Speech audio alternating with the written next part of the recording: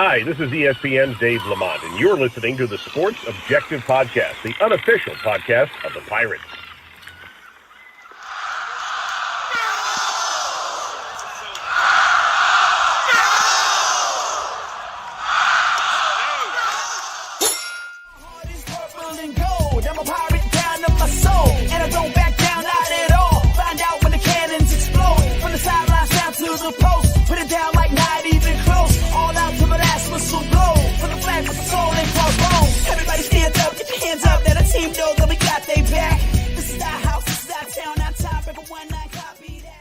Welcome into Bowl Mania right here on the Sports Objective as Pirates. The bowl is set, and let's bring in now our producer and a man that does everything behind the scenes, our Oz, Bubba Rosenbaum. How are you, man?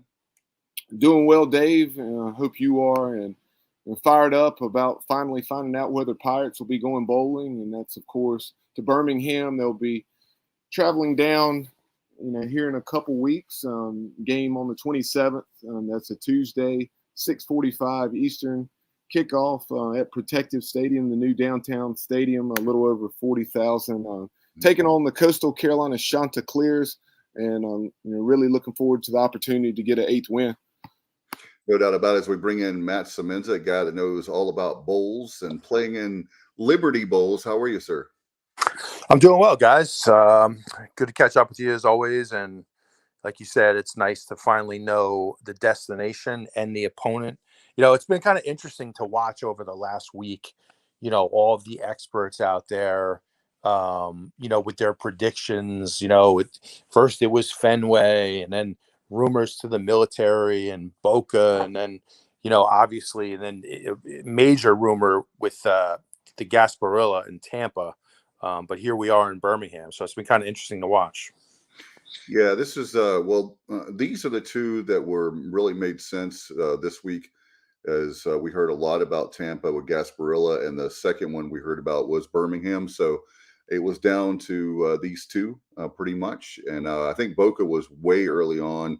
We did see actually one thing yesterday with Boca, but it's good that we finally. This has been the longest football week of my life, but the good news is it's a good problem to have that we're going bowling. Some fans are being ridiculous, and whether it's on our show or not on social media, that that with the matchup in Birmingham. Hey, let me tell you something. This is going to be the first bowl game we played since the last time we were in Birmingham. What was that, in January of 2015? So I have no issues playing Coastal Carolina. They've been great the last couple of years. And people were asking, by the way, why don't we play them down in Myrtle Beach? Because they don't want to play in their home stadium. They want to get to somewhere else. So that's why we're not playing in Myrtle Beach. Yes, Myrtle Beach will be closer for all of us. But the fact of the matter is the fact that we're on, again, talking about a bowl for 2 years in a row. We haven't done that since 2014, 2015.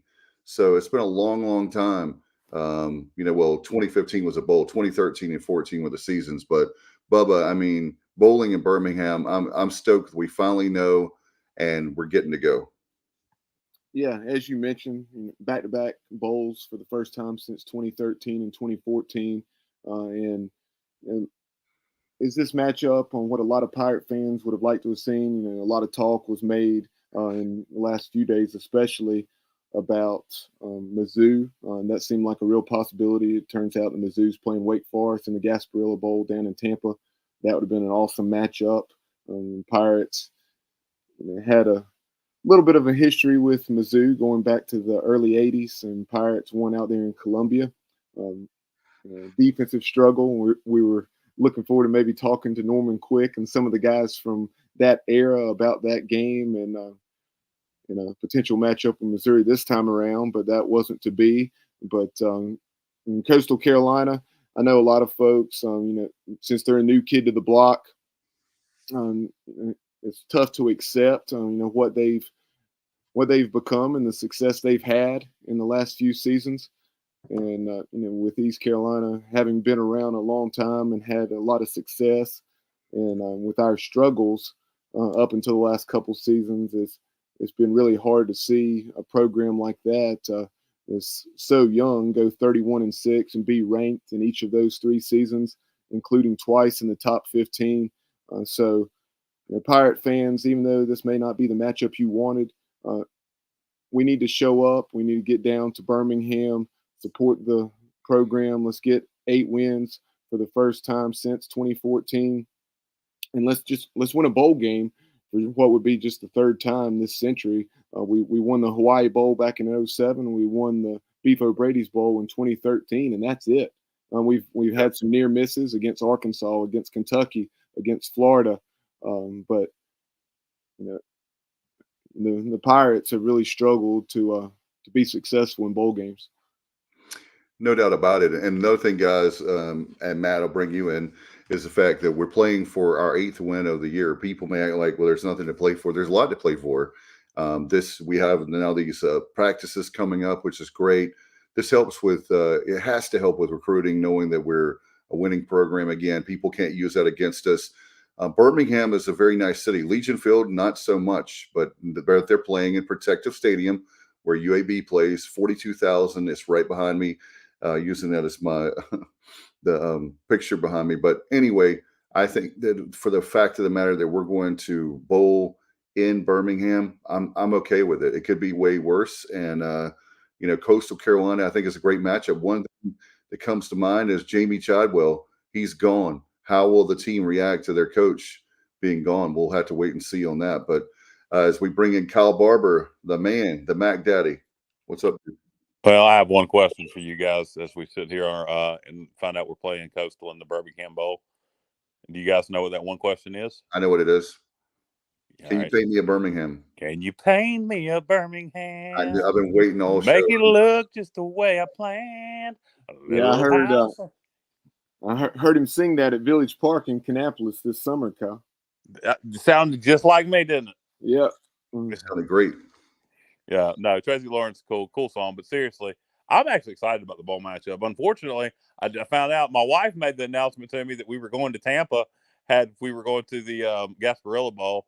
So my wife makes that announcement to me after I find out we're going to the Birmingham Bowl.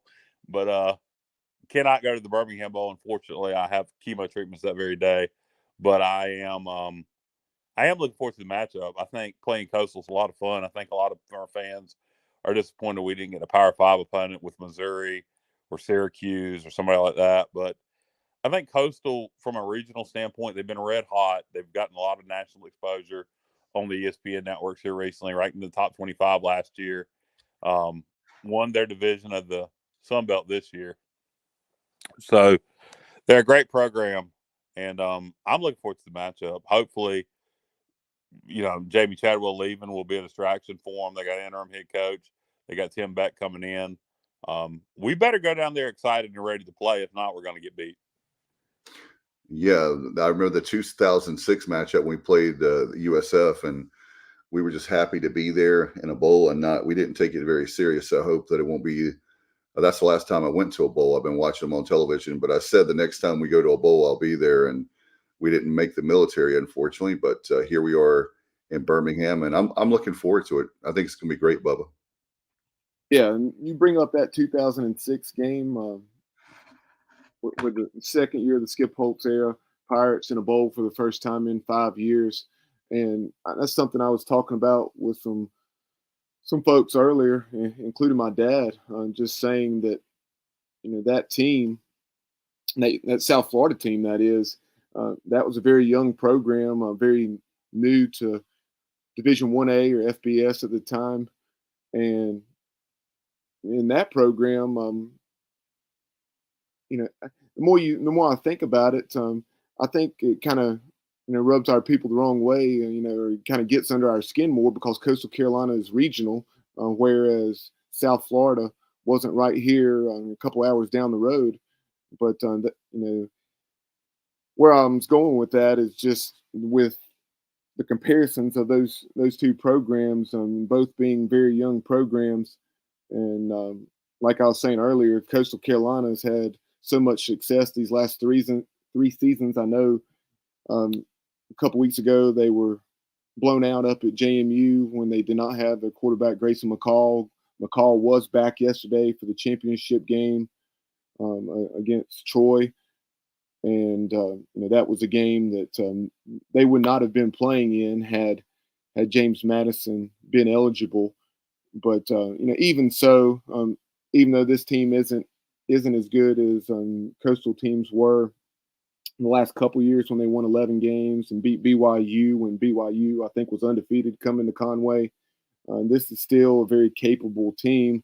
They beat an up and down App State team this year.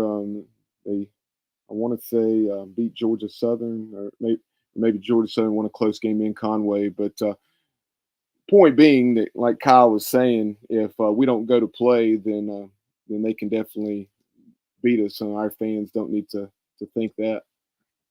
Yeah, when you have people say that we're going to be laughing stock in North Carolina, Coastal Carolina is a very good football program.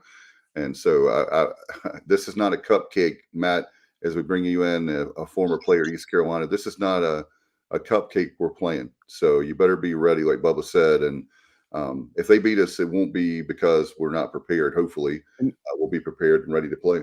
And they did play Old Dominion this year, and that game was in Conway. Obviously, the Pirates, won rather handily, pulling away in the second half from the Monarchs.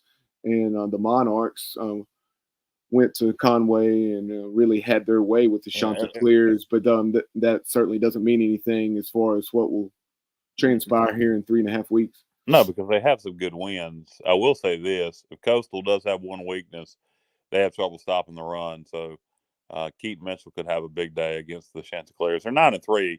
If anybody, look, quite honestly, I think up until this past two games, had we played them, they would have been the favorite up until these past two games against JMU and Troy. And that Troy team that blew them out yesterday is an 11-win football team.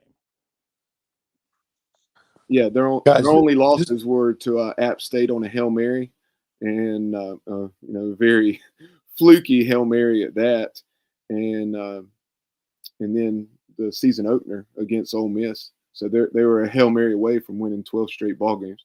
Sorry, go ahead, Matt. No, I was saying, just my immediate reaction when I kind of look at this matchup on paper is the first thing that really jumps out to me is you see two teams that are kind of really defensively kind of limping into bowl season. But if you look at these teams earlier, they played much better defense. So what I can take from that, guys, is that you had two teams that were really just kind of banged up, kind of limping to the finish line. And now you have several weeks to kind of rest up and get healthy, get yourself, mentally focused. So I would expect better defense from both of these teams in the bowl games. But, at first glance, I expect this to be a high scoring game.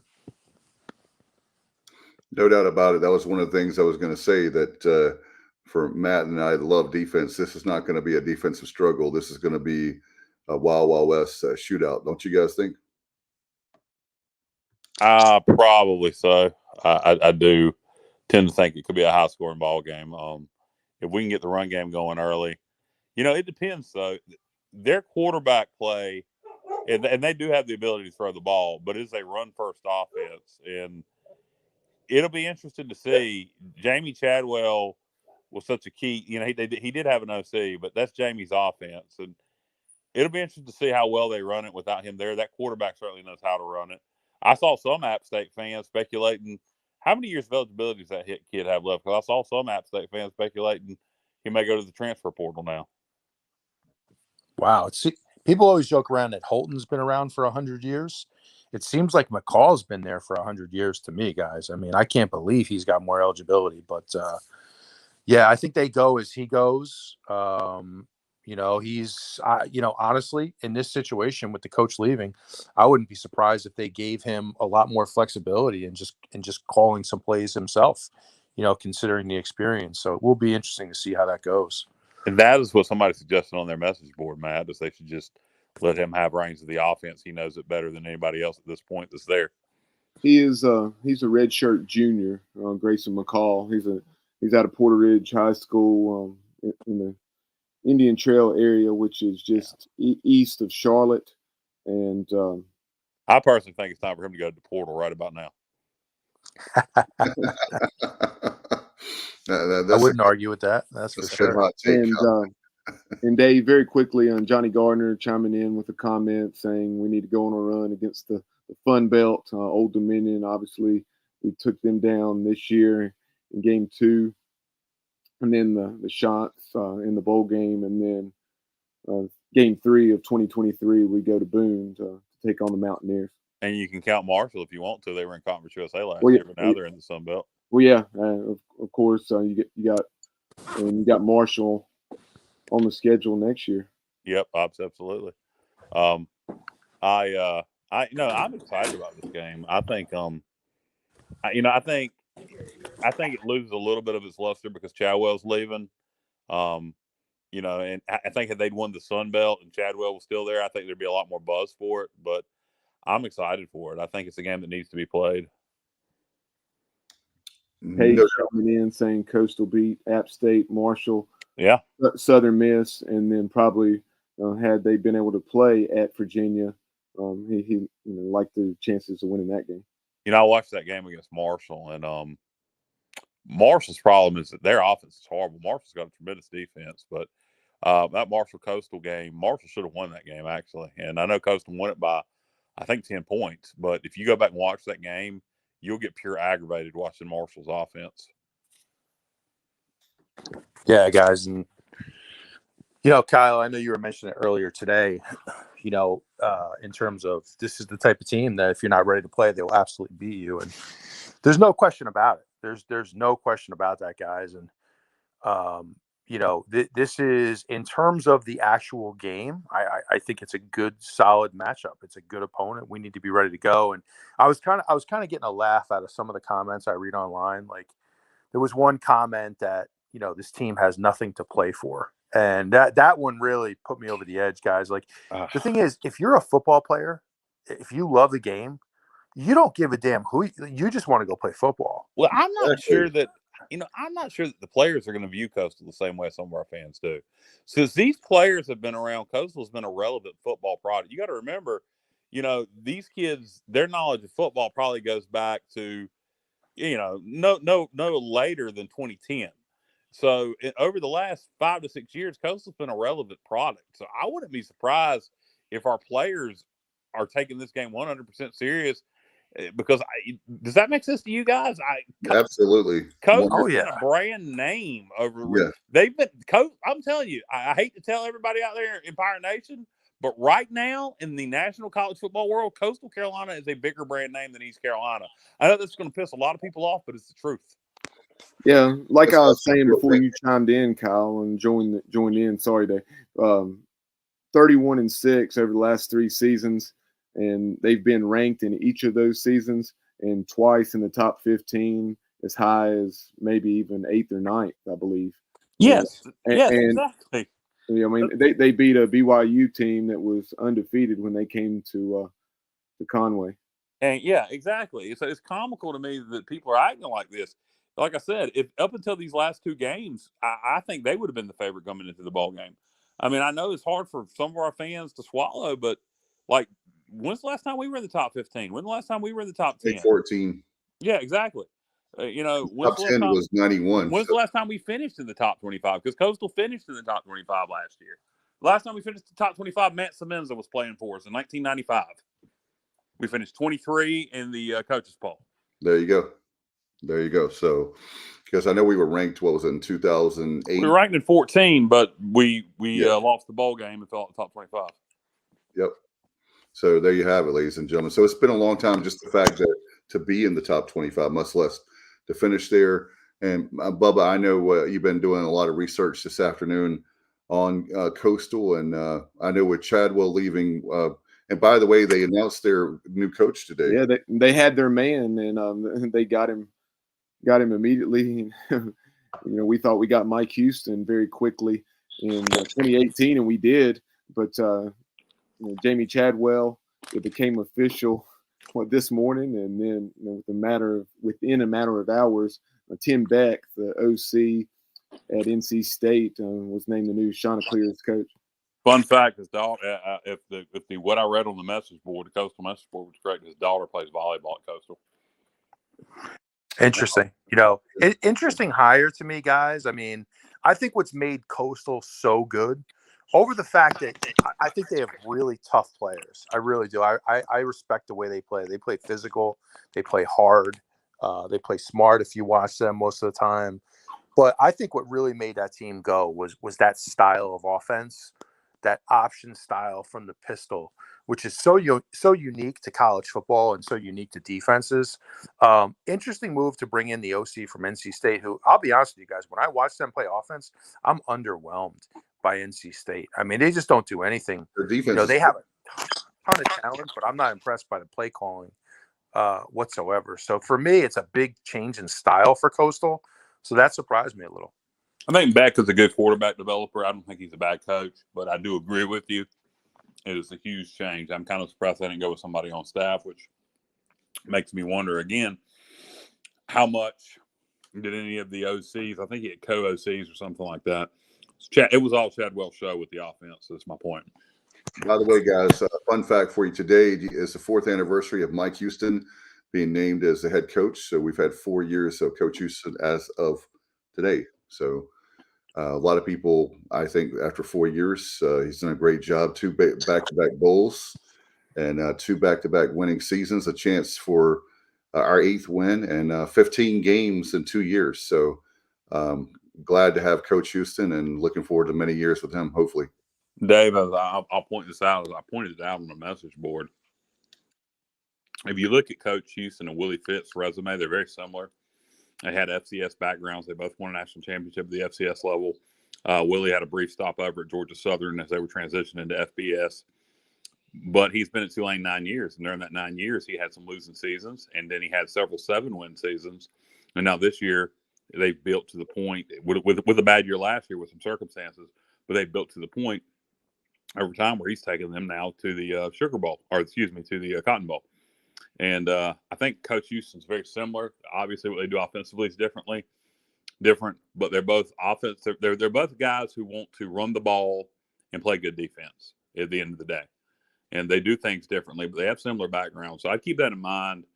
I think Coach Houston and Willie Fritz's records at this point at their time at ECU and Tulane are very similar. Somebody could look that up, but I believe they would be very similar.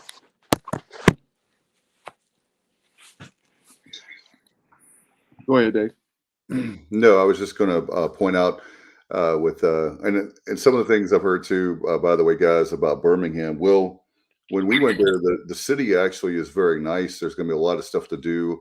I would recommend people to go ahead and book your hotel rooms. I actually canceled mine for the Fenway Bowl in Boston and did that this afternoon for the Residence Inns downtown in at UAB. So looking forward to that. And you guys, I'll tell you what, Matt, I know Matt's going to have trouble getting down there. Kyle, we understand, obviously. Yeah, I wish I could go. I got chemo that day. And like I said, it turns out we were going to go to Tampa. We went to the Gasparilla, but such as it is, I'm not going to change my chemo schedule. I don't want to do that because I like doing it early in the week, because early in the week means you can have a decent weekend. Kyle, we'll give you a pass on this one, man. You have slightly more important things going on. Exactly. So we completely understand that. I mean, that's obviously you have to continue with the chemo and get yourself right. I appreciate it. Home of the USFL, right, guys, in Birmingham. So, yep. By the way, something else that needs to be pointed out, that has been pointed out religiously, but people just keep talking about it. This game is not played at Legion Field. It's played at UAB's new stadium downtown. Yeah, that's been confirmed 100%. If part of your turnoff to the previous Birmingham Bowls for Legion Field is the brand new shiny stadium in downtown Birmingham. Yep. Hey, Kyle, can we roll you into the press box like Hugh Freeze?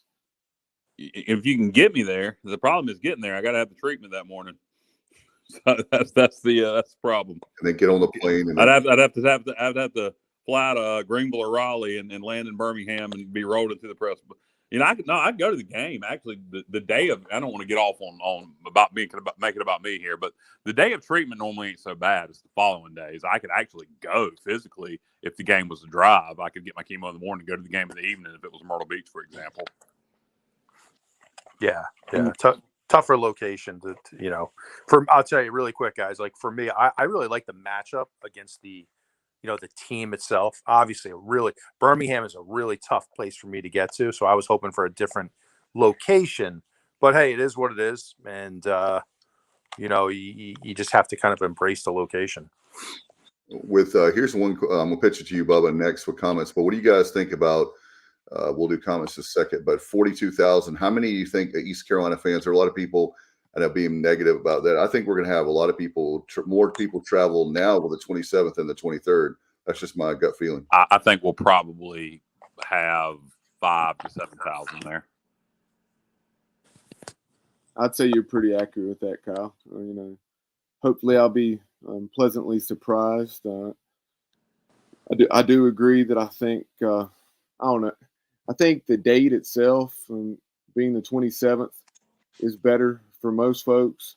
But a lot of folks were looking forward to going to Tampa, and then also that possibility of a matchup with an SEC opponent like Mizzou. So some of the folks you probably lost there, maybe trading out folks for the date. The ones you dropped for the date, and or you'd have picked up in the other case for the opponent. But who knows? But hopefully we'll have at least 5,000-6,000 there in a pretty good showing. Yeah, you guys want to go to comments, Bubba? What do you think? Yeah, a lot of folks chiming in on Facebook as well as YouTube. Dave, we have. Let's see. Scrolling back here, we have Chuck chiming in on YouTube, saying that he's excited about the new playoff format, the 12-team playoff, and we'll certainly discuss that a little bit more later on, and how that impacts East Carolina and the American Conference. Let's see. And by the way, Chuck, we're not using those terms anymore, thankfully. I'm talking about the CFP, so it's the 6 highest ranked conferences, so we don't have to say Power 5 or G5 anymore. So they're going to come up with something. I guarantee you, what we're going to have, Dave, is you're going to have everybody's favorite term, mid-major, come to college football. Oh my God! And Dave, we did have one viewer chime in and say that he thought, with it being on a Tuesday, that we might only have something like 1,500 or 2,000 people there. I'll say if that's the case, then we only have 1,500 to 2,000 people then that will be pathetic. I don't think that will be the case. No, it's not going to be. We don't want to spend a lot of time on that, but it gives you a travel day after. Let's say that Coastal Carolina does have more fans at this game than us, then that would that would be pretty tough to accept. It gives you a travel day in between Christmas, so that's good. I think the 28th would have probably been a perfect date, but it does give you that one travel day. Nobody wants to spend Christmas in Birmingham. At least I'm assuming most people want to spend Christmas at home, so it gives you the 26th to travel. Bobby Hayes. Nothing says Christmas like Birmingham, Kyle. Yeah, paint me. Come on, you started off the show. Paint me a Birmingham. So. Well, what I mean is people want to spend Christmas at home. That's what I mean. I know. I'm messing with you. Going back to the hire, Bobby Hayes said that he agrees with Matt that it's kind of an underwhelming hire. We'll see how it goes for Coastal with the hire. Sorry, Bubba, go ahead. My bad. No, go ahead. No, I was gonna say, just to that point, by Bobby there, I think what it is for me is the change in style. It's so hard to change style. Mm-hmm. Like when we had Lincoln here, guys, and we had that up-tempo air raid style, and then all of a sudden, you change that completely. It can take a few years. That Scotty was trying to run, Matt? Some kind of pro style. It was supposed. Well, what he said was it was supposed to be. He wanted to lean on the running game more and have a more vertical. His big thing is he wanted a more vertical passing attack. But obviously things didn't work out like that. But what a change for Coastal. No, I agree with you. I don't know where you go though. Well, there's some guys in the FCS they could have went after to keep that option style attack going. His option was so unique. I really don't know who else runs that exact style option. But there was definitely some. You could have looked at Navy and went after their OC, Army's OC, or you could have several of the FCS they could have went after. But it is a big change in styles. I don't think Beck's a bad coach. I disagree with you, Matt, that it's it's a huge change in styles and it's going to affect them greatly. I think that's been along with the teal field, I think those two things have been their ticket to be successful. It's that unique style of offense, that quarterback, and that teal field is kind of, I think, gives them a home field advantage also. Let's see. Scrolling back through the comments, a lot of folks chiming in tonight, so bear with me. Kind of on the American Athletic Conference front, B Page chiming in, talking about the addition of UTSA, the Roadrunners, 11-2, back-to-back conference championships, and they have a unbelievable matchup of 11-2 teams. A lot of folks will just see, UTSA and Troy, but that will be a heck of a football game down in the Cure Bowl. And 25th versus 24th in the final, well, not the final, but the playoff, the rankings today, the playoff rankings. Troy was 24th and UTSA was 25th. And how about Tulane being 16th, guys? I mean, that was great. Yeah, it's good for good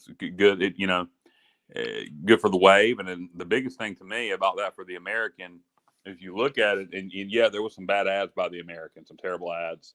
But if you look at it right now in the new American Conference, you'd have two teams in the top 25. So that bodes well going forward with the new playoff. And then FAU hiring Tom Herman. I think it's a good hire. I think Tom Herman did a great job at Houston. He did all right at Texas. I think it's a good hire by FAU. And I don't hate the South Florida hiring Tennessee's OC. I think FAU made the better hire. But I think South Florida put their eggs in the Deion Sanders basket, and he decided to go to Colorado, so that was their backup. What about UAB with Trent Dilfer? Come on, Kyle, you gotta love Trent Dilfer. Yeah, that hire doesn't make a lot of sense to me. Maybe you'll prove me wrong, but on paper, that was a terrible hire by UAB on paper. I'll tell you guys, I was really intrigued by the idea, and I'm actually very happy Deion didn't take the South Florida job, because he would have been a huge problem in this conference from a recruiting perspective. His ability, with that personality, his ability to draw talent from the state of Florida would have been insane. And I just, I got to say, I am shocked that situation in Colorado worked out, because that seemed very odd. Money talks, man. And Deion, HBCU, that's so important to him until the money comes, and then all of a sudden he's Colorado bound. I think it's an odd fit. I think he'd have been a problem at South Florida. At Colorado, we'll see. I think it was a poor decision on his part, and really surprised that someone with his financial means chased the money. I really don't know that, and maybe it was. I don't know that it was so much the money. Power Five. Know, huh? Power Five. No, I'm sure. I mean, I know he's going from making $300,000 to $5 million. I'm just saying that a guy ultra competitive, and clearly, Deion loves a dollar. I'm not saying that, but just from the standpoint of like you and I were discussing earlier on the phone, he remembers back in his day, and shortly after his day, when Colorado won a national championship. They had a Heisman Trophy winner, and they were in a perennial, top 10, top 15 program. And I think he really embraces that challenge of getting Colorado football back to prominence. That's a program that's been down for so long, guys. I mean, it's been really unusual. They had it going there for years. One of my favorite was when they had Eric Bieniemy back in the day, and they had some really good. I think it was Darian Hagan, if I'm not mistaken. That's going back. You guys tell me. Cordell Stewart, Rashawn Salam. Yep. I mean, they had some great years, and they've just been down for so long. Kind of like, similar to Nebraska. They've just been a bad program. So it's going to be interesting with the transfer portal and Deion's personality. You can turn a program around quick now. So I think in 2 years they're going to be relevant. Remember the infamous 5 down, the 5th down that they got at Missouri, where they won that game, and then that was the season that they split the national championship with Georgia Tech in 1990, and Bill McCartney, Steve Logan spent some time on Bill McCartney's staff. Yeah. Colorado used to have a great program. I just don't see the Dion thing working out there. Maybe I'm wrong, and I've been wrong before. There was that one. It depends on who. Yeah, and Cal, it depends on the assistance he gets. I mean, yeah, absolutely. That's the biggest thing is the assistance. Well, I think your staff is. I mean, for anybody, but I think particularly for Dion, it's a really big deal because he's going to be able to recruit. I just don't know how good of an X's and O guy he is. So go ahead, Dave. Yeah, there are questions. By the way, people are asking about Ronnie. I know has been asking. Different people have been asking about flights. Matt and I have looked at flights today. The flights have been horrendous as far as price, and you would expect that because it's less than a few weeks away. It's less than 30 days plus. I mean, it's the holiday season, so they're going to jack up the prices. People, a lot of traveling back from Christmas, on the 26th and 27th. Yeah. So I don't think that flying for me is not an option. We're going to drive down on the 26th. We'll get there that night. And check Amtrak rates also, because you can always take an Amtrak. We did. There's if you Greensboro to Birmingham is like you leave at like 12:53 in the morning and you get there at 12 in the afternoon on That's the 20th. Not bad. Yeah, and but the only thing is they don't like guarantee the seats or something. So I'm not used to train rides. My sister is, so she said it's they only had like one car left as far as the what is it called, the sleeper cars. Yeah, thank you, sleeper cars. So they only had like one left, but they do that every night at 12:53 from Greensboro to Birmingham. And for those, it makes sense for like Bubba and the western part of the state, but you're pretty much having to drive 3 hours all the way over there for us that are in the eastern part. Well, it depends on where you live, obviously, but from the Greenville area, it's about 3 hours, right? Something I can be to Greensboro in 2 if traffic's perfect. If traffic's perfect going through the triangle.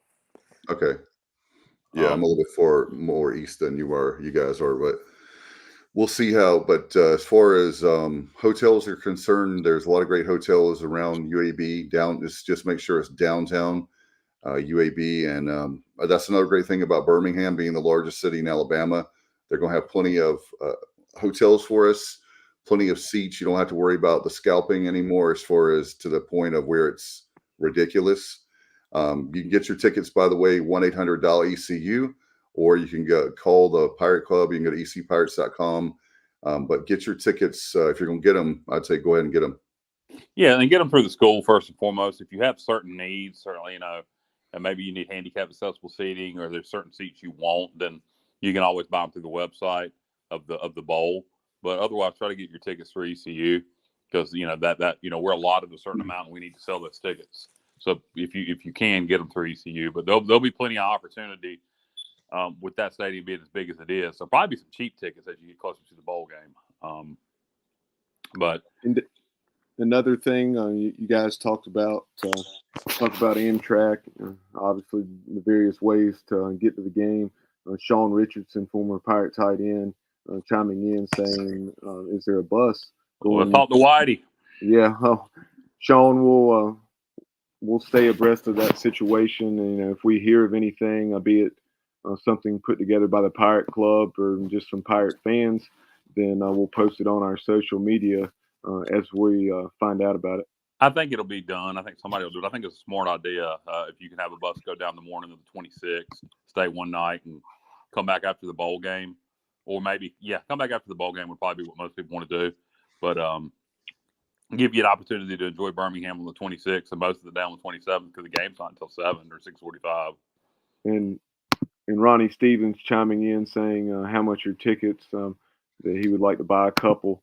And so earlier today, Ronnie, I was on the Birmingham Bowl site, and they said, and the tickets that I was seeing were $30, very reasonable, and that's certainly cheaper than most home games, unless you go through secondary outlets like a StubHub and get something for $10 or $15. So not bad at all. Cheaper than the military bowl.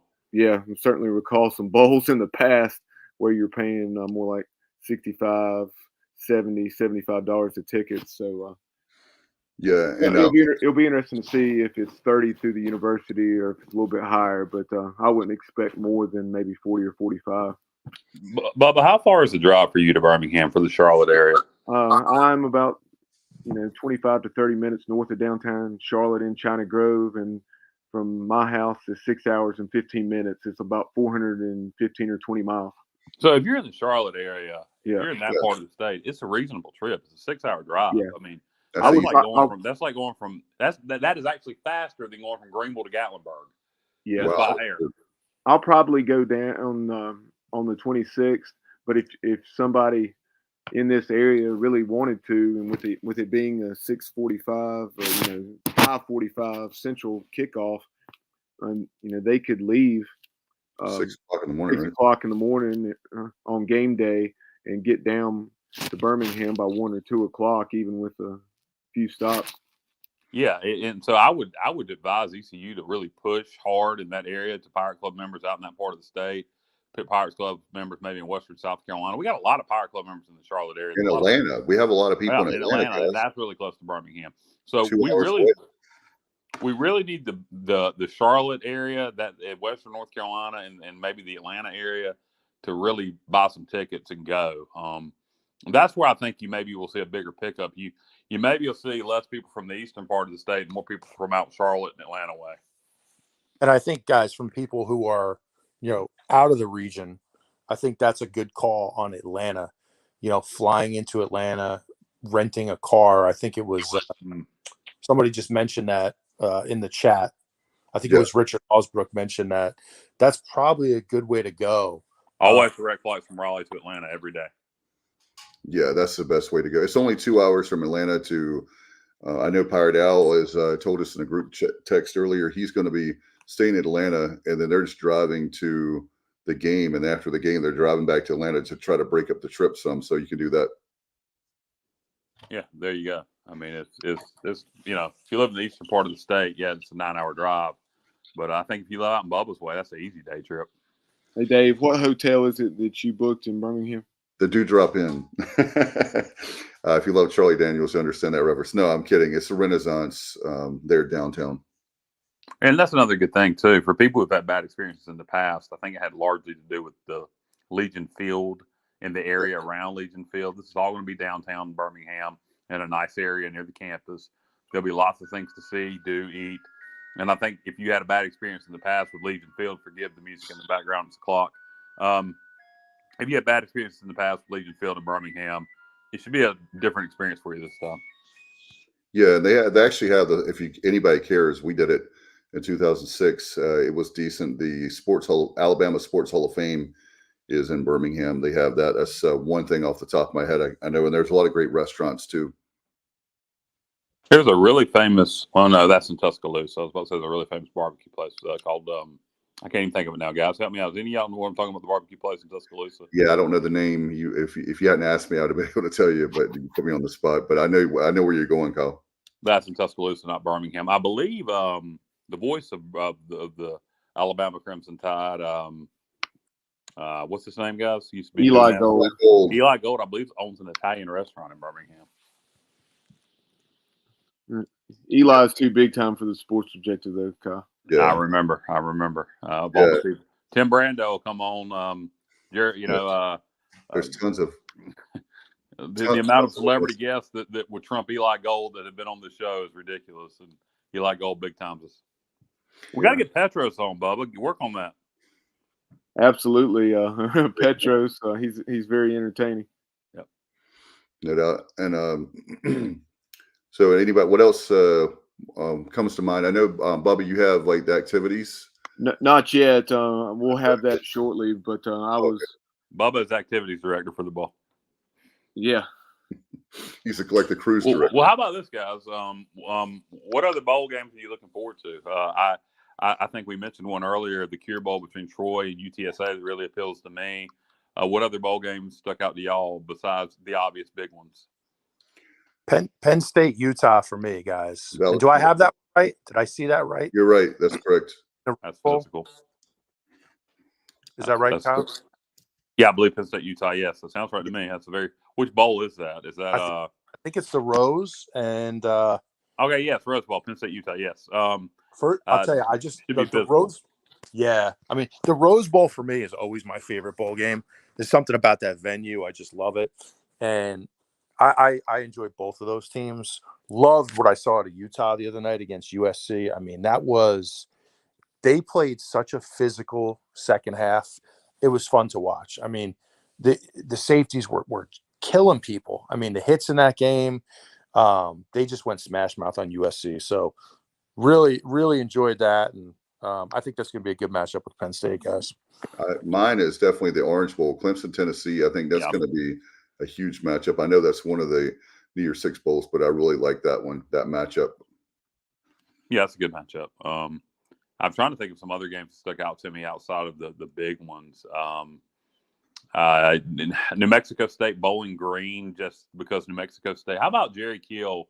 Bubba and I have talked about this, and Bubba and I might be the only two interested in this, but Jerry Kill in his first year returning to coaching as a head coach at New Mexico State takes over. It takes them to their second ever bowl game in his first year as head coach as they finished 6-6. As they had a makeup game with Valparaiso this weekend to get bowl eligible at 6-6, and they're going to go out to Detroit to take on Bowling Green. It's not an appealing bowl matchup to most people, but just amazing that Jerry Kill took New Mexico State to their second ever bowl in his second year as head coach. His first year as head coach. Sorry, at New Mexico State. Yeah, that's one that's definitely like an underdog, and he made it happen. And the fact he turned that around so quickly, no doubt about it. And for me, also, guys, another one. I know that. I know what I was going to ask you guys. What did you think? Were you surprised at the playoff with the four that we knew that we thought would got in for the playoff CFP? Pleasantly surprised that they didn't do anything stupid like put Alabama in, and I was glad to see TCU still get in. I think Ohio State was probably the fourth best. I think had Clemson not lost to South Carolina, they might would have got the spot over Ohio State, but it is what it is. But I think they got it right. Yeah, I'll tell you guys, I was just so happy to see Alabama not make it. I mean, Nick Saban, they give him that platform last night, and he sounded like a used car salesman to me. You know, Nick Saban's a guy I've really grown to despise over the years. He's the same guy who preached, a 14 playoff for years. Now, all of a sudden, when his team is on the outside looking in, now all of a sudden he wants a 12-team playoff. So enough with that guy. And I was happy to see TCU make it. I tell you guys, I thought TCU got robbed a little bit in that game yesterday from the standpoint that two terrible spots inside the 1 yard line. If you spot that ball on the yard line where it should have been, you can quarterback sneak right into the end zone. And I thought, interesting. I'm glad they made it though. No doubt. I thought they had I mean, from what I saw, and there's some pictures on the internet, he did get in. So that's what I don't understand. But anyway, they did. I mean, it doesn't matter now. But there were some pictures I saw for people posting of where it clearly shows, and that's hard when it's a still versus live, action. But but it doesn't matter now. It's a moot point. They got in, but I was like, I hope to God if they don't get in, that'll be really horrible.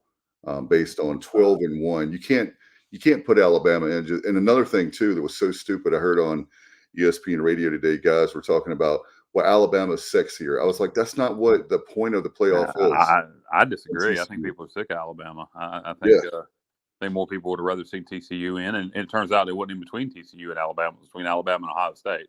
TCU was third. So, Bubba, are you able to, or Dave, either one? Are you wanting you to bring up the bowl list real fast so we could run through just go through all the bowls real fast? Yeah, I have it. All right, go ahead.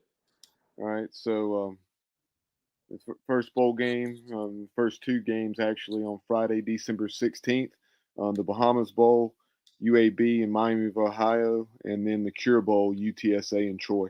Yeah, the Cure Bowl is the better of those two for sure. That's an interesting bowl game.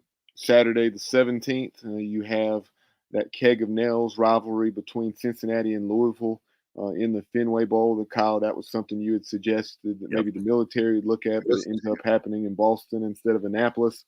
And in New Mexico, you have SMU, BYU. And in the LA Bowl, you have Washington State, Fresno State, Lending Tree Bowl, Southern Miss and Rice, Las Vegas Bowl, number 15 Oregon State taking on the Florida Gators, and then in the Frisco Bowl, Boise State and soon to be member of the American, North Texas. So Saturday, the December 17th, is like a full day of college football. That's a lot of bowl games. Yeah, you got six games that day. Some good games that day. One interesting note: Rice, the one team to make a bowl game this year. We had to have one team with a losing record. The Rice Owls were 5-7, but got in because of ARP or APR rather. And, so Rice ended up in a bowl game with a 5-7 record, taking on Southern Miss. So that one's just an interesting note. And by the way, Matt pointed out to us, Chuck had a question about Matt. Chuck had a question about Matt? Yeah, Matt, as a former player, what is your opinion about players opting out because they're afraid of getting injured? Chuck, this is definitely a sore subject for me. I hate it. I really do, Chuck. I hate it. You know, maybe I'm an old school guy, but I just can't imagine going through, you know, a fall camp. You know, you train all off season with your teammates. I can't imagine bailing on your teammates like that at the last second. Now, I've never been in a situation or anywhere close to being, you know, having millions of dollars potentially on the table. So that, you know, obviously can sway you a little bit, but I hate it, Chuck. I mean, I just can't imagine, especially if you're a guy who's on the fringe of being drafted. You know, it's one thing if you're a guaranteed surefire top 10 pick, right? But if you're a guy who's on the fringe of even being drafted and you opt out, that really sits the wrong way with me. What do you guys think? I think if you're 100%. A surefire first rounder, I can understand it. Otherwise, not so much. Well, not only that, but now with the playoff in 24, it's going to eliminate some of that. And I think that it's the fact that, like you said, Kyle, a first rounder, there's going to be guaranteed money involved. You can make a strong argument for that. But hey, when you have a chance to win a national championship and now it's going up to 12 teams, then I think they should stay, and their stock value can definitely go up if they have a marvelous day. I'm not so sure that it will eliminate it. I mean, I think instead of 4 teams, you won't see it from 12 teams, but those teams that are not in the 12-team playoff, I think you'll still continue to see it probably at an increasing rate, unfortunately. And very much like Matt, I absolutely cannot stand it. However, I will say, and I won't call anybody out here, but I will say that I would much rather someone opt out than go to play in the game and go through the motions. I'll call him out because he's a 30-some-year-old grown man now. Andre Alves in 2006. Yeah, that was a game where, and I asked people on that staff, and they told me, they were like, yeah, we were just happy to be there. A lot of players went out and partied before, apparently partied, or were just happy to be there, and they didn't take it seriously, and USF beat us. So you got to, when you go to the bowl, you got to take it serious. I don't care who you're playing. This is a bowl game. We have a chance for 8 wins. Again, it's ridiculous to think that people would think that's not a big deal to be in a bowl. Well, if you don't take Coastal Carolina serious, chances are you just hadn't watched college football outside of ECU the last 5 years. I mean, to me, if you don't take Coastal as a serious opponent, and I think it'd be a huge win. And to me, if you don't look at it that way, you're just not that knowledgeable. Do we want Bubba to finish the bowl list, or? Yeah, go for it, Bubba. Resuming with Monday, December 19th, you have one game. That is the Myrtle Beach Bowl, UConn and Marshall. Marshall 8-4, and UConn, of course, very much like New Mexico State. One of the stories in college football, that a lot of people may not know about. Great story and turnaround there with Jim Moore Jr. Yeah, Matt's right there in the midst of that, so he can comment on it better than anybody. But UConn been a laughingstock. Jim Moore Jr. year one not only got a bowl eligible, they got wins over Fresno State, the Mountain West champions, Boston College, and Liberty. I think he should be a Coach of the Year candidate, guys. I really do. Oh, he definitely has to be in the conversation with, as big as they are with basketball and baseball, and and they have pretty much trashed on their own program, unfortunately. But to hire him, man, I didn't think he would turn it around as fast as he has. But boy, he's done a great job. Especially, can you imagine if he had resources, guys? Yeah, well, he's got a nice stadium. I'll say this, and we'll get back to the bowl list. I would check whatever the over/under is in that game, and I'd probably take the under because you got two teams. Neither one of them can play offense, but both play great defense. That's funny you bring that up, Kyle. I was just sitting here thinking when I looked at and saw that matchup was next on the list. I think about the way UConn really struggles to throw the football. They've only thrown for something like 1,300 yards all year. It's unbelievable how they won 6 games despite such an inept passing game. And the thing about it is, I think they have 3 guys that have run for anywhere from like 400 to 600 yards. But I would say Jim Moore Jr. got every ounce of what he could get out of that team. They got a good kicker, if I remember right, too. So I think they take advantage of red zone situations. I would, and we'll get back to the bowls here in a second, but I bet you the over/under on that game is going to be like 38. I agree. On Tuesday, December 20th, Eastern Michigan against San Jose State out in the famous Idaho Potato Bowl on the blue turf. And the other game that day is taking place down at FAU Stadium, the Boca Raton Bowl, the Liberty Flames, where Jamie Chadwell will be taking over for Hugh Freeze. They will be taking on the Toledo Rockets. That's a sneaky good matchup. Toledo won the MAC. Now that Hugh Freeze and that situation is over, it'll be very interesting to see how the Flames, who absolutely crapped the bed in the final 3, losing to UConn, losing at home to a very poor Virginia Tech team, and then getting absolutely shellacked like 49-14 or something by New Mexico State. How will they handle the MAC champion Toledo, who took down the Ohio Bobcats? I think I would lean Toledo in that one. Yeah, me too. But I do think it's interesting. What else we got after that, Bo? On Wednesday, we have one game. We have Western Kentucky. That's a team that we've talked about. And very intriguing the job that Coach Helton has done there. They are taking on South Alabama, the Jags, 10-2. It's another sneaky good matchup. That should be a high-scoring game, and that is in the New Orleans Bowl. Should be a high-scoring game. I like South Alabama's OC, former Texas player, former Houston head coach, Major Applewhite. I like what he does on offense, so that should be a good one. South Alabama and Western. And interesting here, a few games ago, we brought up how Boise State is taking on North Texas in the Frisco Bowl. Sorry. We have B. Page chiming in saying North Texas coach Seth Luttrell just fired despite the Mean Green having played in the conference championship game. That is ridiculous. So very interesting there to see who they clearly have a target in mind. That's insanity. It's not a done deal. That's insanity. Yeah, literally just played for the conference championship. I don't know what to say about that. I know, I believe he took them to a bowl last year too. If not, they just missed the bowl. That's insane. I agree with Pays or with Bubba rather. They must have someone in mind. You think they have Garrett Riley in the bag or something?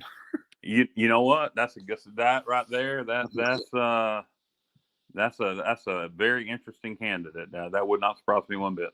Texas guy, right there in that area. Right here, playing for a national championship, or the right to go to a national championship. Or if they didn't, he probably didn't even have to move.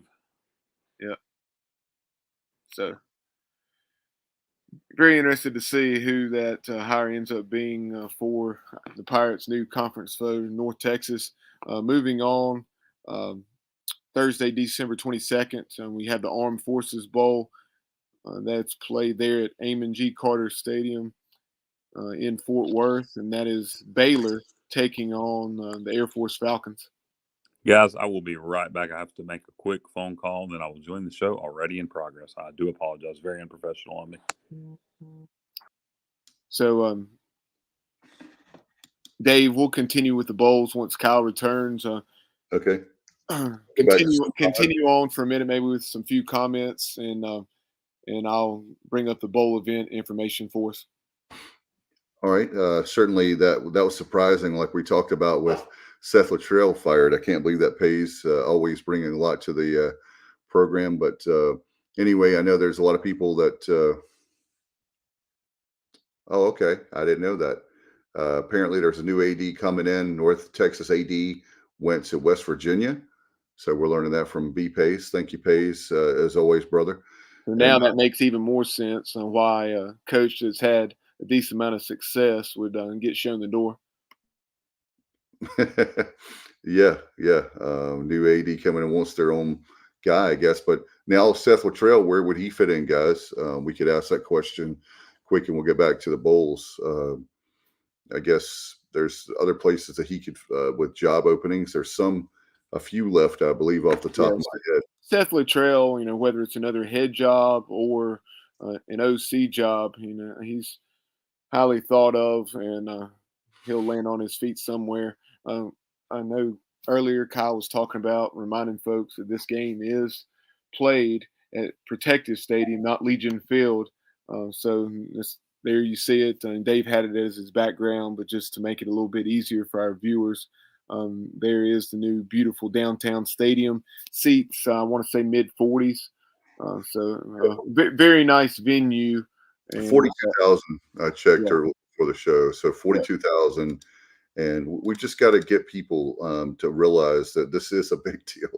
And, there's other places we could have gone that people maybe more attractive. I know Myrtle Beach was a sentimental favorite because it's so close. But then again, there will be some Pirate fans who wouldn't be able to go because they wouldn't be able to get tickets, or they couldn't afford the tickets. So go ahead and get your tickets. Again, ECUPirates.com. You can do that, or you can call tomorrow, 1-800-DIAL-ECU.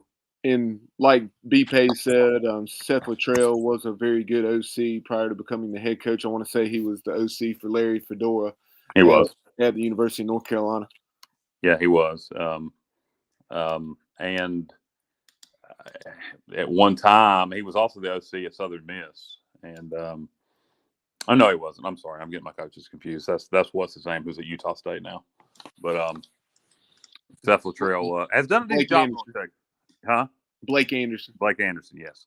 Seth Luttrell's done a good job in North Texas. He's had some down seasons, but very surprised to hear they fired him.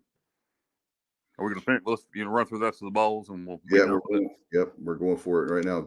Keep going, Bo. You have to give me a moment. Okay, no worries. Give Bubba a moment, and we will go through the rest of the bowls. Right. I'm curious on Kyle, but where we left off was the Armed Forces Bowl between Baylor and Air Force. Got nothing to say about that one. Friday, December 23rd, you have two games. The Independence Bowl, Houston taking on Louisiana. Go Raging Cajuns. And then the Gasparilla Bowl, Mizzou and Wake Forest. Obviously, a lot of talk about us going to Gasparilla. They decided to go with Wake and Mizzou. That should be a pretty good game, actually. Yeah, there's a lot of people that think that we could have gotten more people down there than Wake, but I think Wake Forest is very underrated. I think there is more fans than people realize for Wake, believe it or not. On Christmas Eve, you have Middle Tennessee, Rick Stockstill and the Blue Raiders. They are in Hawaii, taking on the San Diego State Aztecs, and 8 o'clock on Christmas Eve. I'll be watching A Christmas Story. I'll probably flip it over and check the score.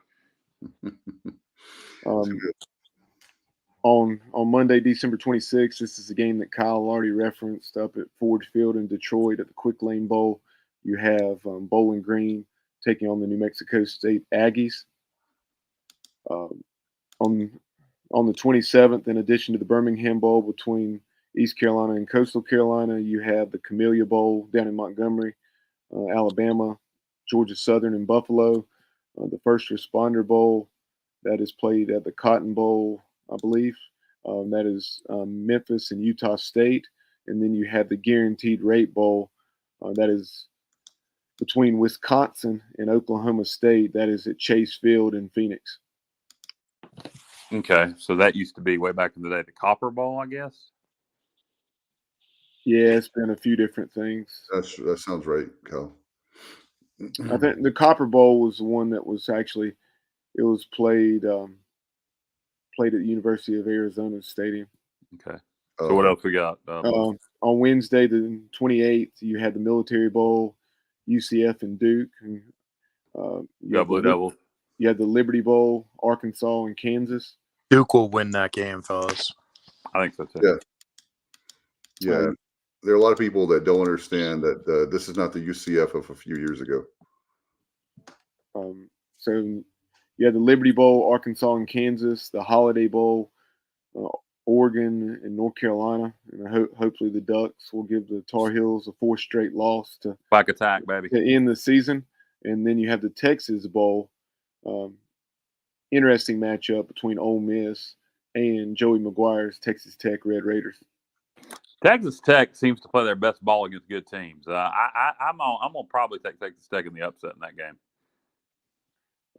On December 29th, you have the Pinstripe Bowl at Yankee Stadium, Syracuse and PJ Fleck's Minnesota Golden Gophers. You have the Cheez-It Bowl in Orlando.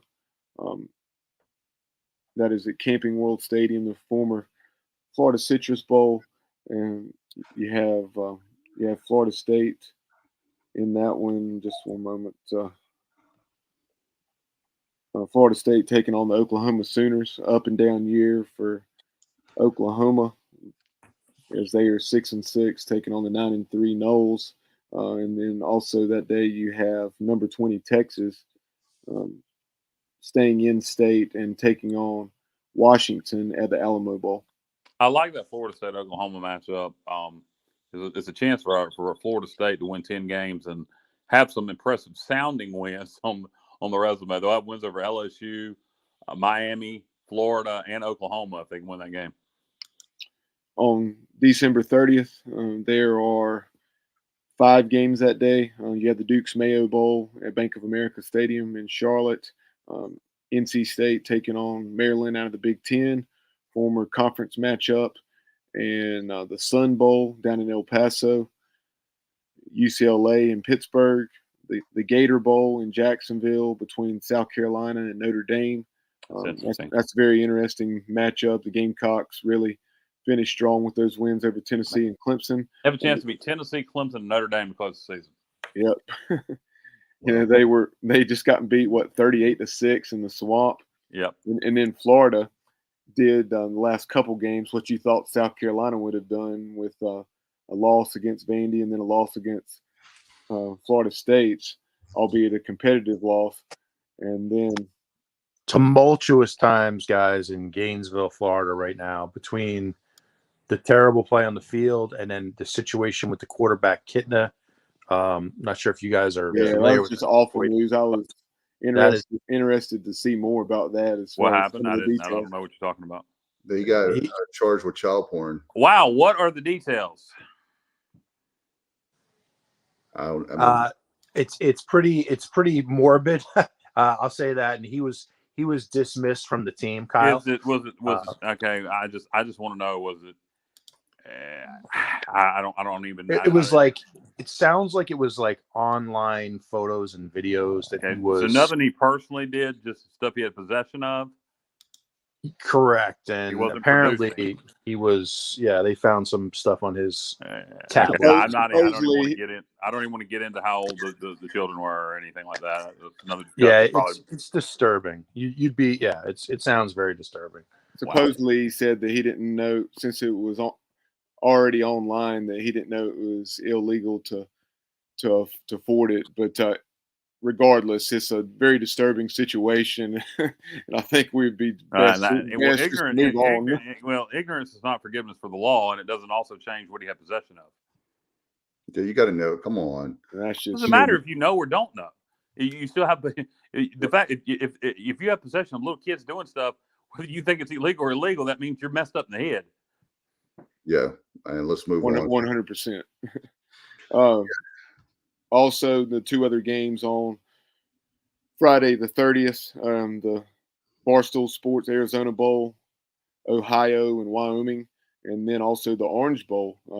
A lot of orange in the Orange Bowl as number 7 Tennessee squares off with number 9 Clemson.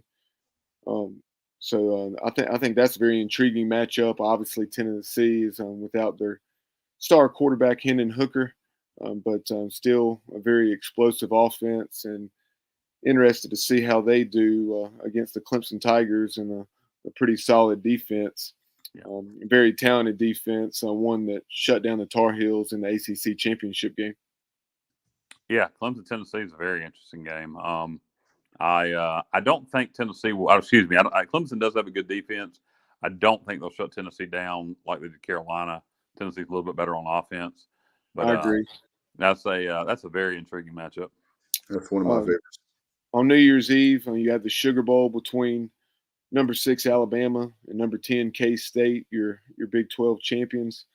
You have the Music City Bowl. Not surprising that Kentucky went there. They are taking on the Iowa Hawkeyes. I would imagine that will be a pretty low total as well. Iowa's often involved in a lot of shootouts. 13-10 and 17-13, maybe even 5-3. Yeah. But and then you have the two semifinals that night between number 1 Georgia and number 5 Ohio State. That one in Atlanta at the Peach Bowl, and then number 2 Michigan against number 3 TCU, who is of course who all want to win it all. That one's taking place out in the desert at the Fiesta Bowl in Glendale. I'm going to predict TCU upsets Michigan. TCU Georgia for the national championship. Georgia destroys TCU. Michigan's a 9.5-point favorite. I'm definitely taking TCU in the points. Yeah, no doubt. And then Georgia's a 6.5-point favorite over Ohio State. I think I'd take Georgia to cover that. Me too. Oh, most definitely. Be interesting, guys, to see Michigan, get a second chance at Georgia. They got handled easily last year by Georgia, and they may have another shot at it. Can they, find a way to at least take the game into the fourth quarter and be competitive? It'll be fun to watch. They got to make it. And there was a comment from, yeah, exactly. Good point. Very good point. Comment from Monica, guys. Monica Keefe. She was just making a comment on North Texas. But Trell lost the Conference USA Championship and went 44-44 in 7 seasons. I guess they have higher expectations. So great point. Love having you on the show. I wonder, some famous alumni from North Texas. Maybe Stone Cold's kicking in some money and they're going to go get a big name. Because Stone Cold says so. Hey. But to my knowledge, there's probably some other people. Did Matthew McConaughey go to North Texas? He would trump Stone Cold. I think he's a Longhorn. Yeah, he is a Longhorn. You're right. Yeah, he went to UT. Yeah, okay, I'm going to go with Stone Cold as North Texas' most famous alum then. So Kyle's thinking Matthew McConaughey, and North Texas alum, huge UT fan, kind of a Eric Church situation where he's an App State alum and a diehard Tar Heel. Yeah, you know what? I used to be a big Eric Church fan, not so much anymore. And hate to say I respect Luke Combs more because at least he supports his alma mater, not the Tar Heels. Yeah. He supports the Tar Heels some, but not. But I believe he's App State first, whereas it seems like Church is baby blue all the way. But the other 4 games we have remaining on Monday, January 2nd. You have Mississippi State taking on Illinois. That one's in Raymond James Stadium. And then you have the Cotton Bowl, and that's one of the games that I'm definitely looking forward to the most, between Southern Cal, number 4 USC, taking on the 18th ranked Tulane Green Wave. And then you have the Citrus Bowl between LSU and Purdue, and the Rose Bowl. Definitely one of the games that I always look forward to because of the scenery and just the tremendous venue. You have Penn State and Utah. I know this is a game that interests you, Matt. Love it, fellas. You guys know I like Penn State and really have a lot of respect for that Utah program and the head coach, Kyle Whittingham. Just very underrated program, out there. They are some physical sons of bitches. Good God Almighty! Watching them play against USC the other night, it was times it was like a bloodletting. Yeah, that I didn't see that one coming. I mean, obviously, Utah can beat them, but man, they beat them like a drum, like my grandmother. You too. Like you started to say you too. Anyway, no, Utah is very physical, very very physical. That'll be a good game with them in Penn State. Absolutely. Bubba, did you get through them all? I didn't want to cut you off, but I wanted to make a point. Yeah, go ahead. No, we're through with the bowl games, and I'm pulling up the bowl events for the Birmingham Bowl. Yeah, really, really good. Some comments about some of the quarterbacks, big name quarterbacks that have entered the portal, guys. Mm-hmm. The quarterback from Clemson, I can't pronounce his name. Maybe you guys can help me. Ugalele. I'm saying you. How do you say it? Is that Ugalele? Ugalele. Okay. Yep. Ugalele, I think. And then Mikey Keene, another interesting one from UCF, guys. I'd like to see him hit his way to Greenville. Absolutely. Now, let me ask you guys a question. Since we are in a situation, taking us back to ECU, Mason Garcia, he's been waiting in the wings, right, for 3 years. Yep. Holton Naylor's obviously exiting the program here. Do you think it's a smart move for Mike Houston to go out and bring in a portal quarterback? Absolutely.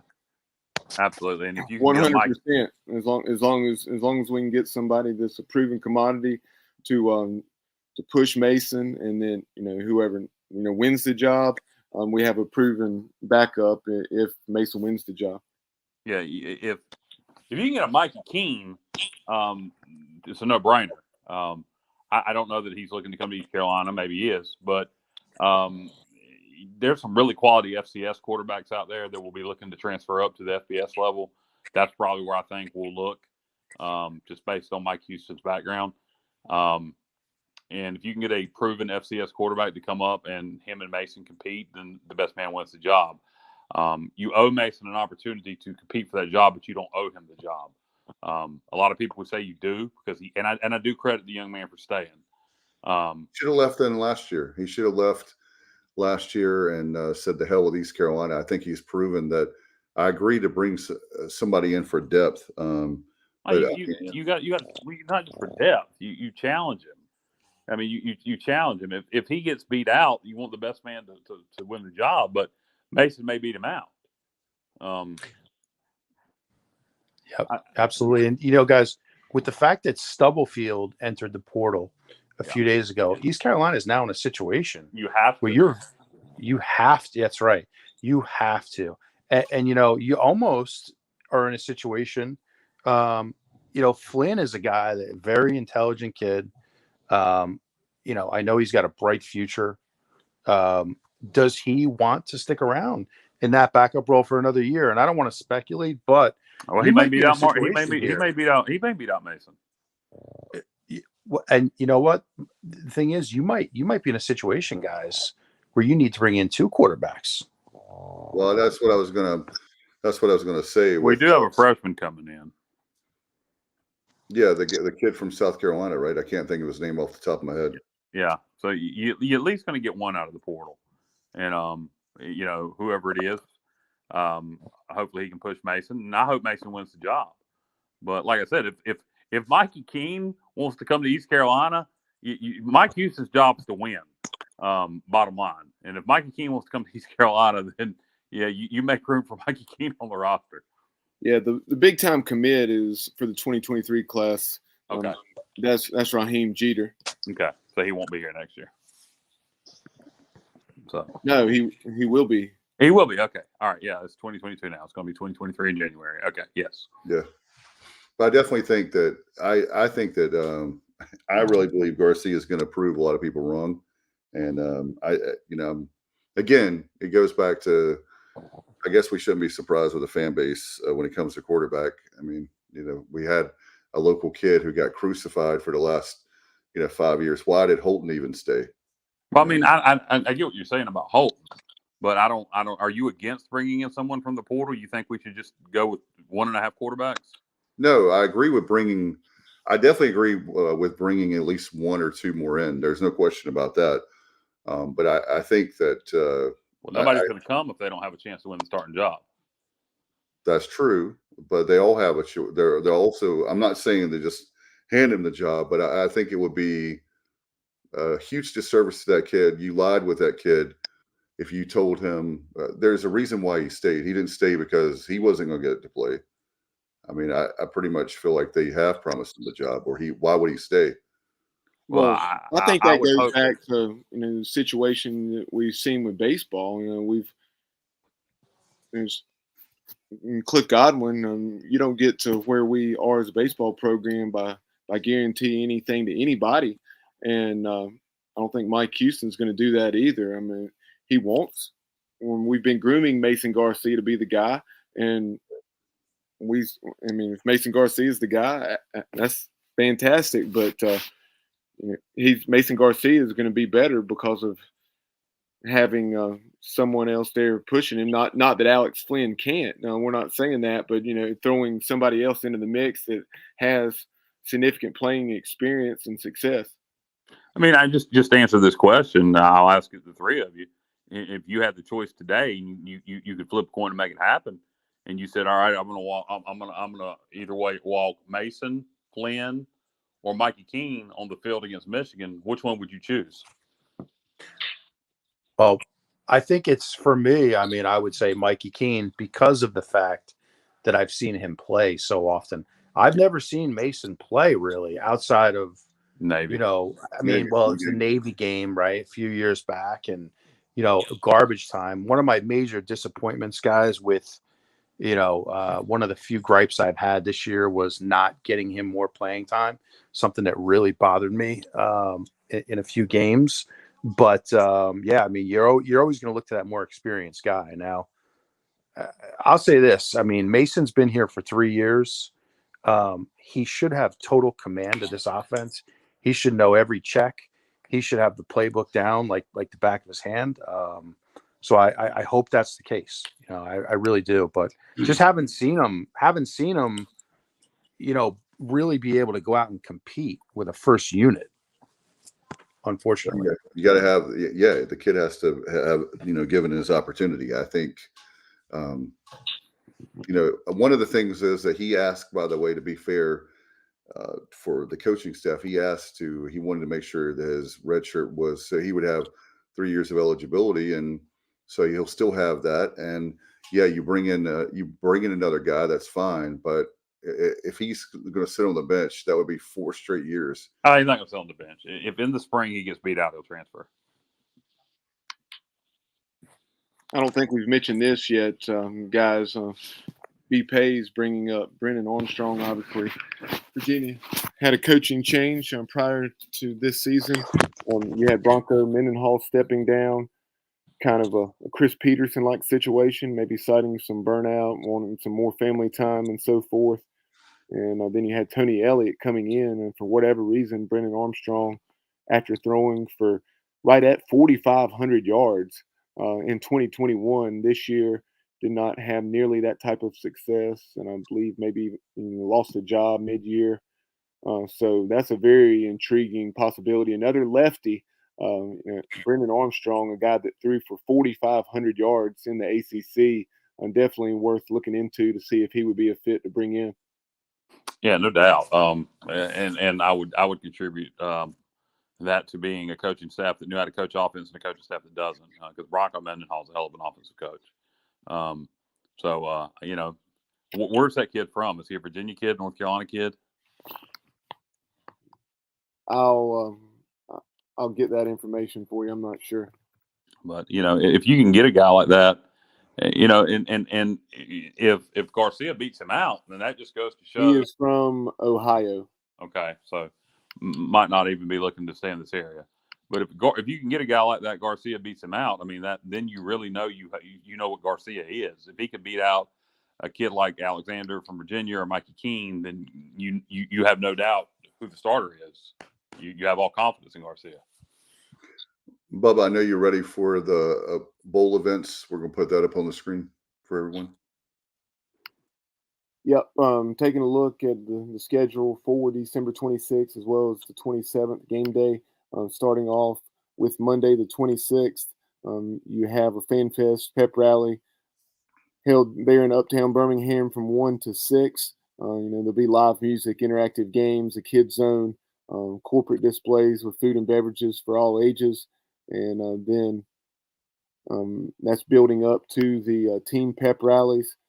So you have the live music from 1 to 5, and then from 5 to 5:30 there'll be a Coastal Carolina pep rally with band, cheerleaders, dance team members, etc. And then at 5:30 to 6, and you'll have the marching pirates as well as the ECU cheerleaders, ECU dance team, and hopefully a few thousand pirate fans for that. Then game day, and then you also had fireworks at 6 o'clock as soon as the ECU pep rally ends. And moving on to game day, you have Fan Fest presented by Bud Light there in Uptown. That's 4 hours prior to kickoff. So they're about 1:45 Central Time, free and open to the public. The Bud Light Fan Fest, we'll have live music once again, and that live music will go from 1 to 5, and then of course game time at 5:45 between the Pirates and the Chanticleers. 5:45 Central, 6:45 Eastern. Yes, 6:45 Eastern. Yeah. So a lot of activities there, typical bowl activities for Pirate fans and Chanticleer fans, and so should be a good time if you're able to Shots go. fired. Shots fired. If you're able to go. I wish I could, and go have fun for me. We know Matt's really looking forward to the establishment of these regional rivalries between the Pirates and Chanticleers and the Pirates and 49ers. Right? I don't even say you say this in the same breath. I think no, I'm totally kidding. I was just trying to get Matt fired up. Matt, so do you have a problem with this one like you do Charlotte? No. Are you asking if I have a problem playing Coastal? Yeah, like Charlotte, yeah. No, I have no problem playing Coastal. Now, Charlotte, they are clearly beneath us, guys. So, big problem there. I agree with you 100%. Hey, by the way, guys, and want to get some feedback on folks on what about your favorite bowl memories that you have for Pirates? Do you have a favorite, or at least narrow it down to one or two? That's before we get out of here.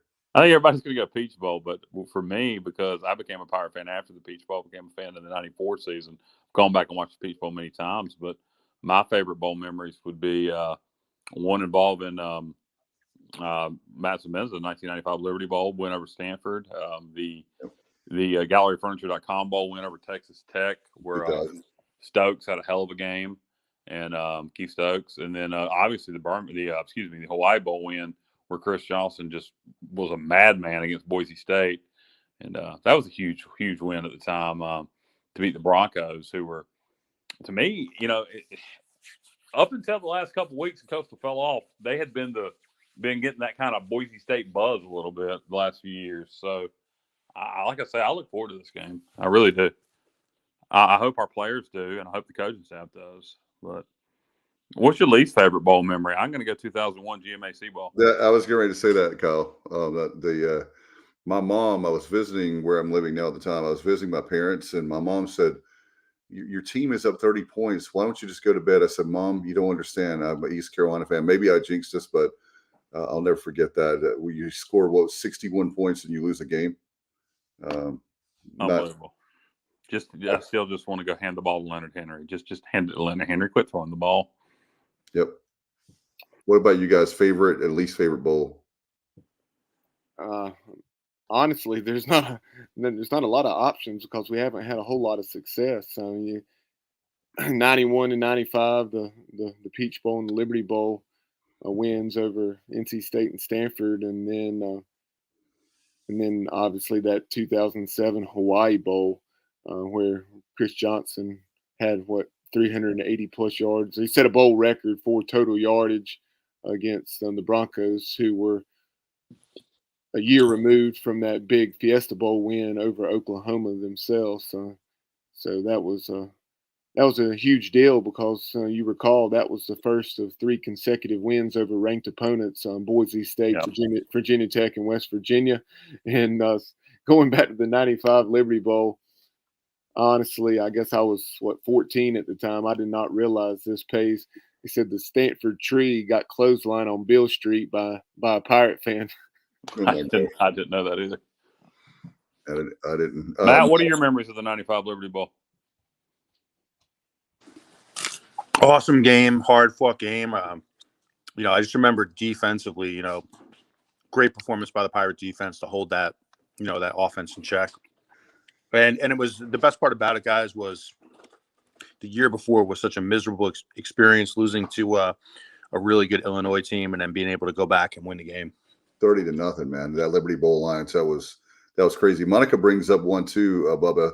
Losing to TCU in '99 was the worst. Amen, Monica. I remember that. That was not cool. That was Monica, surprising. were you a huge fan? I was at that game, the GMAC Bowl. I guess no, that was when it was just the Mobile, Alabama Bowl. Oh, yeah. Then it became the GMAC Bowl in 2001 with that sponsorship. But the Mobile, Alabama Bowl that she references, I think it was 28-14 Horned Frogs. Monica, that night with LaDainian Tomlinson, did you get tired of hearing the frog horn? Oh God, I know I did on TV. Yeah. And I think the Mobile Bowl is now called the Lending Tree Bowl. Briefly, it was called the Dollar General Bowl, which I thought was the perfect name for a bowl in Mobile. I mean, Dollar General is a huge corporation, but you cannot get excited about going to the Dollar General Bowl. I mean, what are the gifts? I'm not going to touch that one. That's hilarious. I hadn't even thought about that. So going back to Brennan Armstrong, the quarterback from Virginia, Johnny Robertson. Anderson earlier, Armstrong, yeah. And Johnny Robertson saying that his OC left to go to Syracuse and made their quarterback Schrader a star this year. Well, they got a quarterback unless Schrader's graduating. I don't think he's going to go there. But being an Ohio kid, maybe he's going to look to go to a MAC school. Who the hell knows? No doubt. Well, you guys have anything before we go? What do you think? Looking forward to the game. Got a lot of time to break it down between now and the 27th. Interested to hear Mike Houston's comments on it. Did Mike Houston comment on it today? All I saw was a statement from Gilbert. Give me a moment, guys, and I have the comments from John Gilbert as well as Mike Houston. Okay, I didn't see any from Mike, but I saw them from Gilbert, so we need to, hear that real fast from Bubba. And interested to see what the players think. Like I said, I think the players may be excited about this matchup. They probably know a lot of those Coastal players. Coastal's gotten so much hype the last couple of years. I think that the players may be more excited than the fans. Could be wrong. By the way, another thing, just while Bubba's looking that up, that I was going to mention earlier, we were talking about opting out. And with the new playoffs expanding to 12, I would like to see all non-playoff bowls go pre-Christmas. And I know that would really load the week before Christmas up with bowl games, but I think you'd see less opt-outs. I really do believe that. I think that part of the reason players opt out sometimes is because they're not that excited and they don't want to go spend Christmas away from home. I don't think it would cut down on all opt-outs, but I do think it would help some. It definitely couldn't hurt. And I have those comments for you from John Gilbert as well as Mike Houston. First, from John Gilbert, Director of Athletics. We are honored to accept an invitation to the Birmingham Bowl and play in the postseason for the second consecutive year under head coach Mike Houston. I'm excited for our student athletes, coaches, and staff to represent East Carolina University, our community, and all of Eastern North Carolina. In conjunction with Mark Meadows in the Birmingham Bowl, I know our young men will have a first-class bowl experience. And we have a dedicated group, including a special group of seniors that have worked to rebuild our football program. We are looking forward to Pirate Nation joining us in Birmingham. And then Coach Houston said that this is an exciting opportunity for the young men in our program who have shown an exemplary commitment and dedication to moving our football program forward in a positive direction. Playing in back-to-back bowl games is another step in our journey to restoring the prominence of Pirate football. I know our young men will be prepared, focused, and enthusiastic to represent the purple and gold in Birmingham. And one other note, Mike Houston will be meeting with the media on Monday afternoon at 5:30, and that will be to discuss only bowl matters and looking ahead. There will be no type of looking back at anything that transpired during the regular season. That's only to address the bowl game, the matchup, and events surrounding the game and things of that nature. And one more question. Go ahead, Matt. Sorry, Kyle. I'm going to cut you off. I was going to say, this team has a lot to prove in this bowl game, guys. I mean, I don't think anybody's really satisfied with the last two games. Let's face it, the Temple game, we found a way to win, but wasn't our best performance, especially defensively. The last 2 weeks were ugly. So right now, as a team, you really have to look yourself in the mirror and challenge yourself to get ready for this bowl game, because that's not the type of identity we want to go back to on defense. So this is a big game, and you really want to right the ship, especially on the defensive side of the ball. If you're Blake Harrell, you want to get back to the quality defense you were playing earlier in the year. No, I agree with you 100%, Matt. Bob, I was going to ask you, their interim head coach for Coastal, what is his name? They announced that today. I actually have not seen that yet. I saw it on their message board. I don't know if it's been officially announced, but they acted like it was a done deal over on their message board, and I do not remember the name. Yeah, I'm looking that up. I'm not sure who's going to be leading the Chanticleers in the bowl game. It's kind of important that we know that. No doubt. All right, so it is Chad Staggs, who is the defensive coordinator and safeties coach. That's right. There we go. Chad Staggs, and most of their fans were not happy about that decision. All right, so looking forward to the matchup again at the Birmingham Bowl, the TicketSmarter Birmingham Bowl, East Carolina, Coastal Carolina. That's going to be great. We're going to go bowling, and that'll be on December 27th, and we'll have a lot of coverage between now and then, and looking forward to a lot of great guests in the meantime. All right, so for all of you guys listening and watching, thank you so much. Kyle, Matt, Bubba, appreciate you guys as well. We'll get out of here. You've been watching our bowl show right here on the Sports Objective. Good night, everybody, and go Pirates. Heart is purple and gold. I'm a pirate down to my soul, and I don't back down, not at all. Find out when the cannons explode, from the sidelines down to the post. Put it down like not even close. All out to the last whistle blow. From the flag with the soul and crossbones. Everybody stand up, get your hands up. Let a team know that we got they back. This is our house, this is our town, our time. Record 19, copy that. Everybody in the stands go bananas, scream loud, but don't hold back. Every foot, every yard, every first down, every touchdown with the cannons blast.